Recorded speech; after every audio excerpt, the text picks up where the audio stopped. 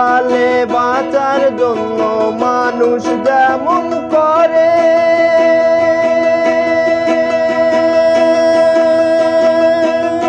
মওলা তাহার জন্য আমার পরাণ তেমন করে।